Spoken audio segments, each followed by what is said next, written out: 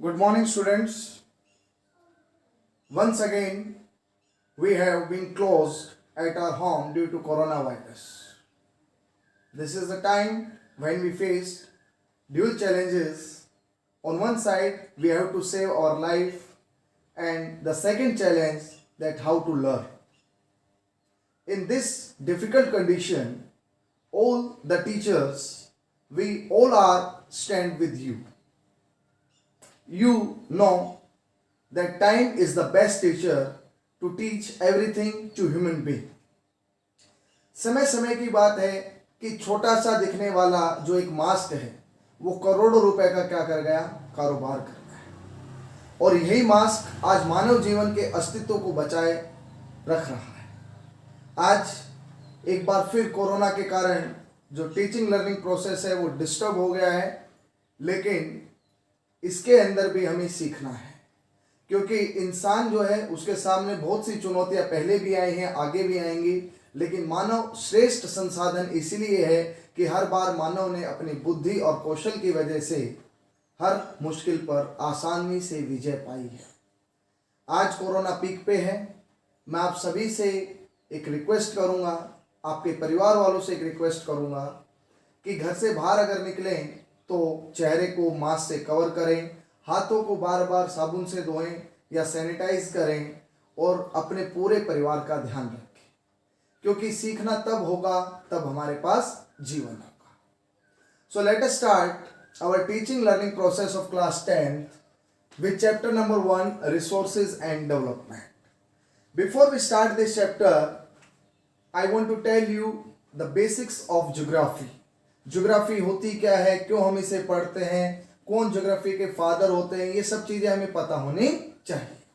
तो सबसे पहले इंग्लिश का वर्ड होता है जियोग्राफी। ज्योग्राफी जिसको हिंदी में क्या कहा जाता है, भूगोल। This English word originate from the two Greek word. दो ग्रीक वर्ड से ओरिजिनेट हुआ है।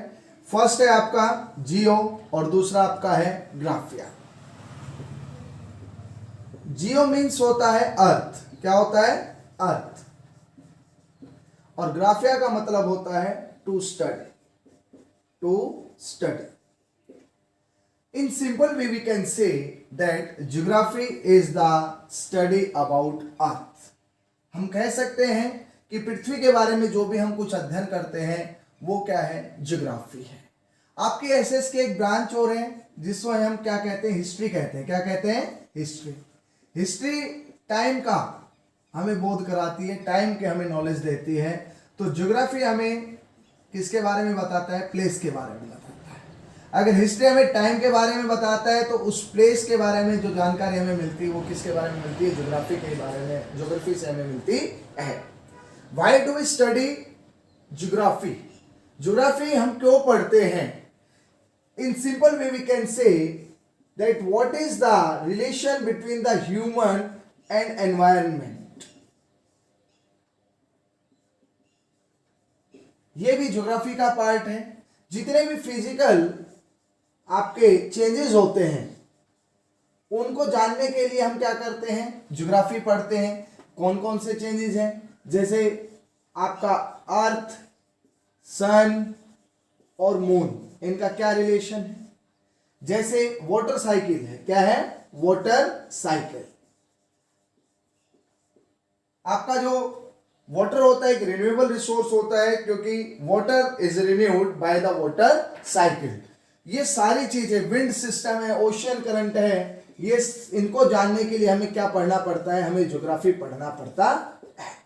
और दूसरा ज्योग्राफी हम पढ़ते हैं कि किस तरह से ज्योग्राफी ने भूगोल के अंदर मनुष्य का विकास हुआ है। मनुष्य जब आदिमानव था उस समय स्थान क्या थे, किस तरह के स्ट्रक्चर हमने क्रिएट किए, जैसे जैसे हमने इंटेलिजेंस ली, जैसे जैसे हमने टेक्नोलॉजिकल डेवलपमेंट किया, आज हमने कैसे अपना एक कल्चरल एनवायरनमेंट क्या किया है, क्रिएट किया है। ये भी हम किसके अंदर पढ़ते हैं, ज्योग्राफी के अंदर पढ़ते हैं। ज्योग्राफी में हम पढ़ते हैं एटमॉस्फेयर के बारे में, लिथोस्फेयर के बारे में, हाइड्रोस्फेयर के बारे में। एटमॉस्फेयर में आपको पता है गैसेस के बारे में स्टडी करते हैं। लिथोस्फेयर में क्रस्ट के बारे में, क्रस्ट पर आपके माउंटेन्स हो गए, प्लेन्स हो गए और प्लेट्यूज हो गए। और हाइड्रोस्फेयर में हम वाटर बॉडीज के अंदर पढ़ते हैं। In the study of geography, we also study about that why Earth is called a unique planet. अर्थ को एक अद्भुत ग्रह इसलिए कहा जाता है क्योंकि जो लाइफ के लिए तीन मेजर कंपोनेंट हैं, चाहे वो आपका एटमॉस्फेयर है, लिथोस्फेयर और हाइड्रोस्फेयर है, वो सब किसके ऊपर पाए जाते हैं? पृथ्वी के ऊपर पाए जाते हैं. That's the reason Earth is called a living planet also. Earth को क्या कहा जाता है? एक लिविंग प्लेनेट भी कहा जाता है, एक जीवित, इसलिए अर्थ को मदर भी कहा जाता है.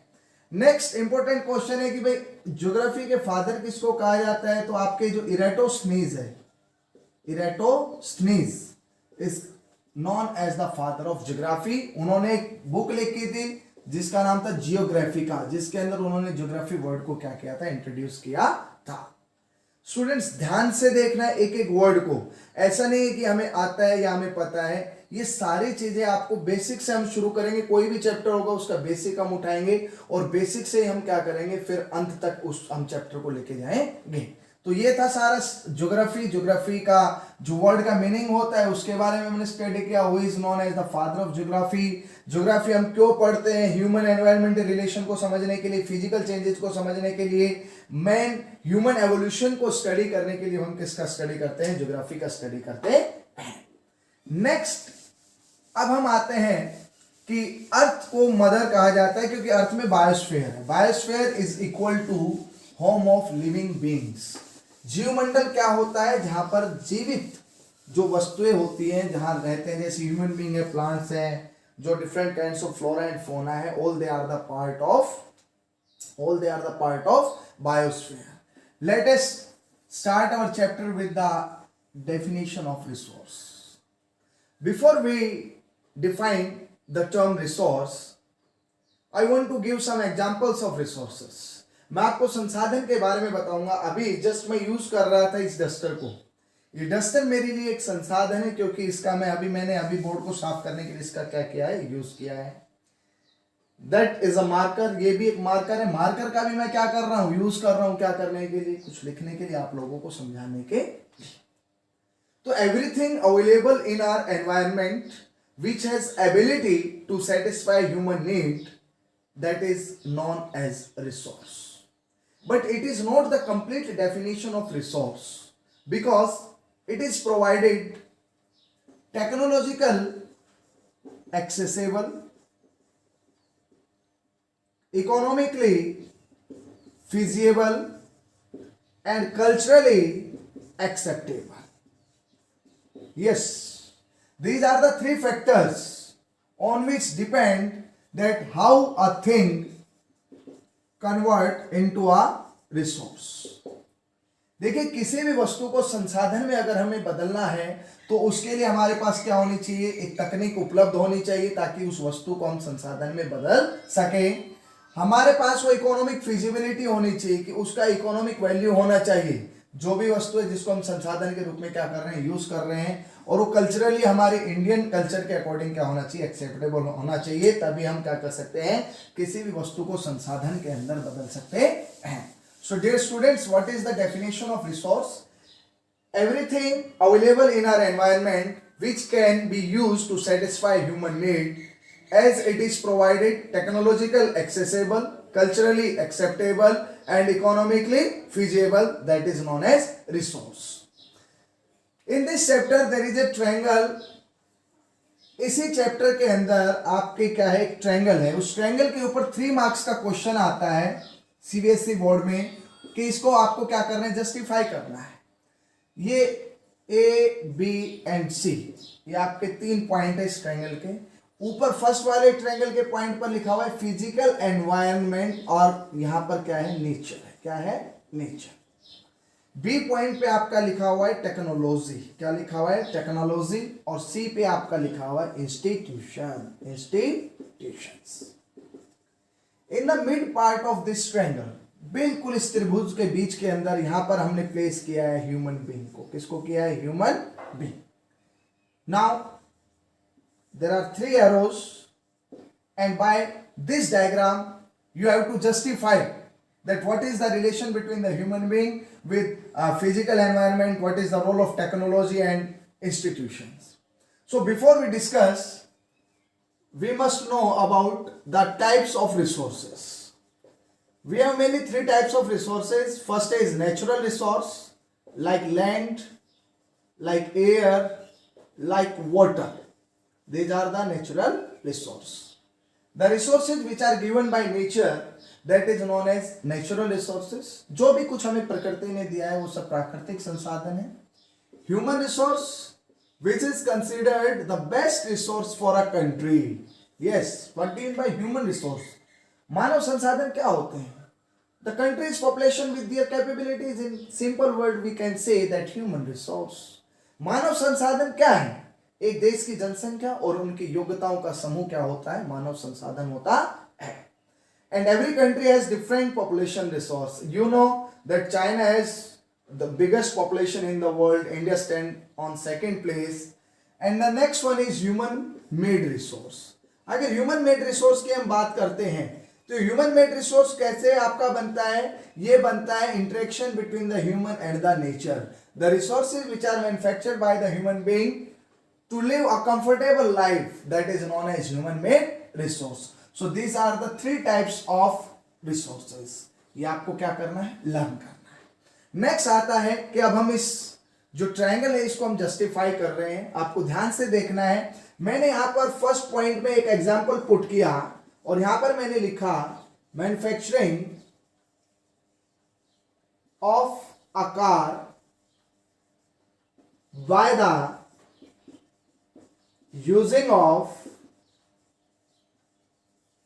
Iron and steel. Okay, by this example we are trying to justify the triangle, that what is the role. As you know that human being is the best creature on this earth. Okay, human being किसके साथ interaction करेगा? सबसे पहले nature के साथ. Nature के साथ अगर वो इंटरेक्शन कर रहा है तो हमारे पास क्या होनी चाहिए? टेक्नोलॉजी होनी चाहिए. पहले भी विंड थी, पहले भी वाटर था, लेकिन हाइड्रो इलेक्ट्रिसिटी और विंड एनर्जी को हम प्रोड्यूस नहीं कर पा रहे थे because of lack of technology. क्योंकि early man was totally dependent upon nature. क्योंकि उस समय में जो मानव था वो प्रकृति के ऊपर पूर्ण रूप से क्या होता था? निर्भर होता था. लेकिन आज हमारे पास टेक्नोलॉजिकल डेवलपमेंट आया तो सबसे पहले माइनिंग से. अब मैं यहाँ पर एक आपको सिंपल वर्ड में मैं समझा देता हूं. मैंने यहाँ लिखा आयरन एंड स्टील. ये हमने कहां से लिए? नेचर से, with the use of technology. यहां पर हमने लिखा माइनिंग प्रोसेस और यहां पर हमने बना दिया कार. कार यहां पर क्या हो गया? आपका इंस्टीट्यूशन. अर्थ के ऊपर जितने भी रिसोर्सेज होते हैं वो इसी प्रोसेस का क्या होते हैं? रिजल्ट होते हैं कि ह्यूमन बीइंग कैसे फिजिकल एनवायरनमेंट में जाता है with the use of technology. वो रॉ मटेरियल को एक्सट्रैक्ट करता है and then convert into manufacture goods and prepared और manufacture institutions. So in this way we can define the relation between the human being with physical environment with the use of technology and manufacture institution. तो ये आपको अच्छे से समझना है कि human being सबसे पहले फिजिकल एनवायरनमेंट के साथ क्या करेगा? आप इंटरेक्ट करेगा with the use of technology. उसके बाद जो हमारे पास आयरन एंड स्टील आ गया उसको हमने टेक्नोलॉजी की मदद से क्या कर दिया? इंस्टीट्यूशन के अंदर क्या कर दिया? कन्वर्ट कर दिया.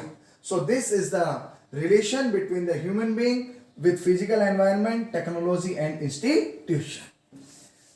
Next we start the next concept of this chapter is the classification of resources.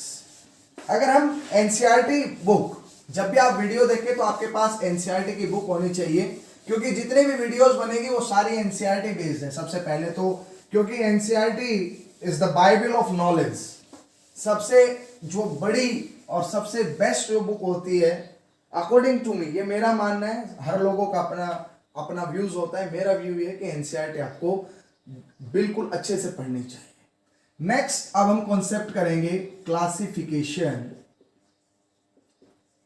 Of resources. कैसे हम संसाधनों का वर्गीकरण कर सकते हैं? तो संसाधनों का वर्गीकरण हम चार आधारों पर कर सकते हैं. सबसे पहले हम पढ़ेंगे on the basis of origin, that how can we classify the resources on the basis of origin. उत्पत्ति के आधार पर संसाधन हमारे पास कितने प्रकार के होते हैं? We have two types of resources. First one is biotic and second one is abiotic. What do you mean by biotic resources?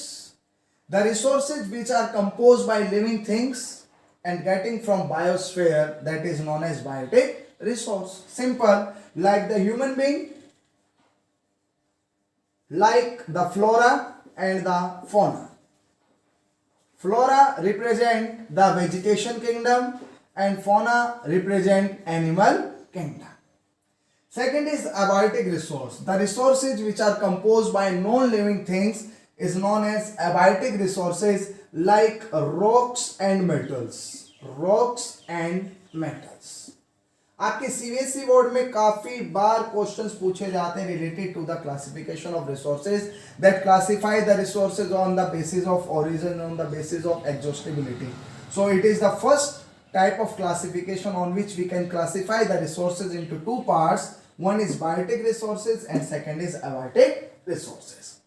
The second type on which we can classify the resources again in two parts, that on the basis of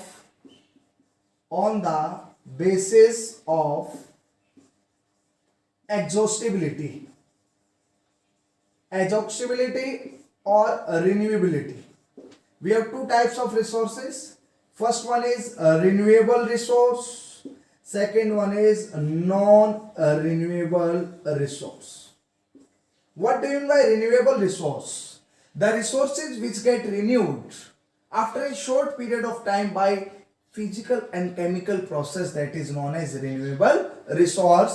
And the example of this kind of resources is solar energy, wind energy, tidal energy. आप साथ के साथ note down करते रहें, जो भी मैं board पे लिख रहा हूं या आपको नोट डाउन करना है, आपको अपने नोट्स प्रिपेयर करने हैं. ये शॉर्ट नोट्स आप प्रिपेयर करके आप अपने टीचिंग लर्निंग प्रोसेस को इफेक्टिव बना सकते हैं. तो the resources which get renewed after a short period of time by physical and chemical process, that is known as renewable resource. For example tidal energy हो गया, सोलर एनर्जी हो गया, wind energy हो गया. नेक्स्ट आता है non renewable resources. The resources which do not gate renewed after a short period of time by any chemical and physical process. तो जितने भी फॉसिल्स होते हैं आपके, फॉसिल्स में आपका कोल आ गया, पेट्रोल आ गया, डीजल आ गया, ये सारे आपके कौन से रिसोर्सेज हो गए? Non renewable resource. अब renewable resource they do not cause any kind of pollution because these are the non-conventional sources of energy. Non-renewable resources are called conventional sources of energy, and if we use these resources in excess amount, then we face several global problems, like the global warming, increase the amount of carbon dioxide, like depletion of ozone layer due to increase of the CFC, chlorofluorocarbon. So this is the major difference between the renewable sources of energy and non-renewable sources of energy. The next base of the classification of the resource on the basis of ownership. On the basis of ownership. Ownership के base पर कितने type के resources होते हैं? 4 types के होते हैं. सबसे पहले रिसोर्स है इंडिविजुअल रिसोर्स. कौन सा रिसोर्स? Individual. The resources which are owned and operated by single person और by individuals, like farmers well. एक किसान का कुआं उसका अपनी संपत्ति होती है और ये उसका क्या हो गया? इंडिविजुअल रिसोर्स हो गया. नेक्स्ट आता है community resource. The resources which are owned and operated by whole community is known as community resource. For example, आपके प्लेग्राउंड्स हो गए, आपके ब्यूरियल ग्राउंड्स हो गए जिनको शमशान घाट कहा जाता है, आपके पब्लिक पार्क्स हो गए, पॉन्ड्स हो गए, ये सारे आपके किसके एग्जाम्पल हो जाएंगे? आपके कम्युनिटी रिसोर्सेज का एग्जाम्पल हो जाएंगे. नेक्स्ट आता है national resource. The resources which belong to a nation, that is known as national resource, and these resources are owned and operated by the government of a country. But in the national resource, एक important points आपको जो learn करना है कि किसी भी country की coast line से 12 नॉटिकल माइल्स तक अब न्यूटिकल माइल्स क्या होता है? न्यूटिकल माइल्स हम ओशनिक बाउंड्री को मेजरमेंट करते हैं is equal to 1.852 kilometre. 1 nautical miles is equal to 1.852 kilometer and 1 mile is equal to 1.609 kilometer. तो 12 नॉटिकल माइल्स तक भी जितने भी हमारे ओशनिक रिसोर्स होते हैं वो भी किसके अंदर काउंट होते हैं? नेशनल रिसोर्स के अंदर क्या होते हैं? काउंट होते हैं. नेक्स्ट आता है international resource. International resource, the resources which are open to all. It means that more than one nation can utilize these resources. हर एक कंट्री का अपना एक EEZ होता है जिसको हम कहते हैं एक्सक्लूसिव इकोनॉमिक जोन्स. किसी भी कंट्री की कोस्ट लाइन से 200 नॉटिकल माइल्स तक का जो एरिया होता है, 200 नॉटिकल माइल्स, वो सारा आपका किसके अंदर काउंट होता है? EEZ.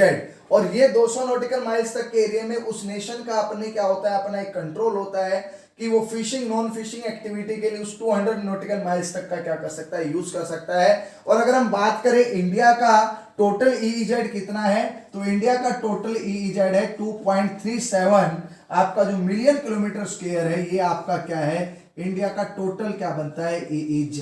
एक क्वेश्चन और बनता है कि वर्ल्ड के अंदर सबसे बड़ा जो EEZ है वो किसका है? तो वो फ्रांस का है. कौन से कंट्री का है? फ्रांस. और वो लगभग 11.37 मिलियन किलोमीटर स्क्वायर है. तो जितने भी ओशनिक बाउंड्री जो है वो 200 नॉटिकल माइल्स तक तो EEZ के अंदर आते हैं जिस पर उस कंट्री का क्या होता है? अधिकार होता है. लेकिन after 200 nautical miles all the open seas, oceans, they are open to all, and these international resources are regulated by some international organization like the United Nations organization. इनको रेगुलेट, यहां पर तो रेगुलेट कौन कर रही थी नेशनल रिसोर्स में? Government. लेकिन इंटरनेशनल रिसोर्सेज को यूज करने के लिए जो आपके यूनाइटेड नेशंस जैसे बड़े आपके शक्तिशाली संगठन जो है वो इनको क्या करते हैं? कंट्रोल करते हैं. So this is the classification of resources on the basis of ownership. Next आपका आता है, ये आपको नोट डाउन कर लेना है साथ के साथ. नेक्स्ट आपका आता है classification of resources on the basis of the status of development. जो नेक्स्ट क्लासिफिकेशन का बेस है आपका वो है स्टेटस ऑफ डेवलपमेंट. तो स्टेटस ऑफ डेवलपमेंट के बेस पर हम 4 प्रकार के रिसोर्सेज होते हैं हमारे पास. सबसे पहला होता है डेवलप्ड रिसोर्स. कौन सा रिसोर्स होता है? Developed. The resources which there quality and quantity known to us, that is known as developed resource. Like आपका जो कोल है, पेट्रोल है, ये सारे आपके क्या हैं? डेवलप्ड रिसोर्सेज हैं. And these resources are also utilised by our fathers. Next आता है पोटेंशियल रिसोर्स. कौन सा रिसोर्स होता है बेटा? Potential. The resources which has ability to satisfy human need but they are not in proper use due to lack of technology. Use कर रहे हैं लेकिन प्रॉपर वे में नहीं है क्योंकि हमारे पास अभी वो टेक्नोलॉजी नहीं है. दैट्स द रीजन कि हम क्या नहीं कर पा रहे हैं? इनका फुल्ली यूज नहीं कर पा रहे हैं. फॉर एग्जाम्पल आपका जो क्या है? थार डेजर्ट है. कौन सा डेजर्ट? थार डेजर्ट. वेयर? इन राजस्थान. ये लार्जेस्ट सोलर हाउस है. अगर हम इसको कंप्लीटली अगर हम इसको यूटिलाइज कर ले तो भारत के बहुत बड़े भाग को ये क्या दे सकता है? इलेक्ट्रिसिटी प्रोवाइड कर सकता है. नेक्स्ट आपका आता है स्टॉक. क्या आता है? Stock. The resources which are not in use due to lack of technology, those are known as stock. Like water is the combination of 2 major gases, hydrogen and oxygen. But हमारे पास वो technology नहीं है कि हम environment में जाकर hydrogen और ऑक्सीजन को वाटर से क्या कर सके? एक्सट्रैक्ट कर सके. इसलिए हमने इसको किसके अंदर रखा है? स्टॉक के अंदर रखा है. और नेक्स्ट आपका आता है रिजर्व्स. क्या आता है? रिजर्व्स. रिजर्व्स भी किसका पार्ट है? ये सबसेट ऑफ स्टॉक है. Subset of stock which we conserve them for our future generation, जिसको हमने भविष्य की आने वाली पीढ़ियों के लिए क्या कर दिया? सुरक्षित कर दिया है. और इसका बेस्ट एग्जांपल क्या है? प्रोड्यूस hydroelectricity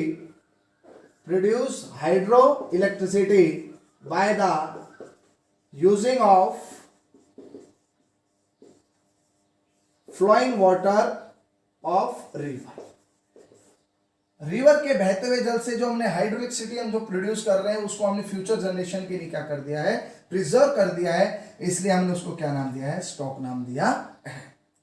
तो हमने आज रिसोर्सेज को चार टाइप्स के आधार पर हमने उनको क्लासिफिकेशन किया। फर्स्ट ओरिजिन बेस्ड, हमारे पास 2 टाइप्स के रिसोर्सेज थे। फर्स्ट आपका क्या था, बायोटिक, सेकंड क्या था, अबायोटिक। सेकंड हमने रिन्यूएबिलिटी बेस पे 2 थे हमारे, renewable and non renewable. Third हमने ओनरशिप बेस पे किया, तो हमारे पास कौन कौन से थे, individual, community, national and international. उसमें हमने ईजेड को भी समझा। और नेक्स्ट स्टेटस ऑफ डेवलपमेंट के बेस पर हमने 4 प्रकार के रिसोर्सेज आपको बताए। आपका फर्स्ट है डेवलप्ड रिसोर्स, सेकंड है पोटेंशियल, थर्ड है स्टॉक और फोर्थ है आपका resource. So dear students, today we start our first chapter. First we start the basics of geography, that why do we study geography, what is the meaning of geography, who is the father of geography, and next we start with our definition of resource and the classification of resource. मुझे उम्मीद है कि आपको ये समझ में आ गया होगा। नेक्स्ट जो भी वीडियोस आएंगे उनका ड्यूरेशन भी लंबा होगा।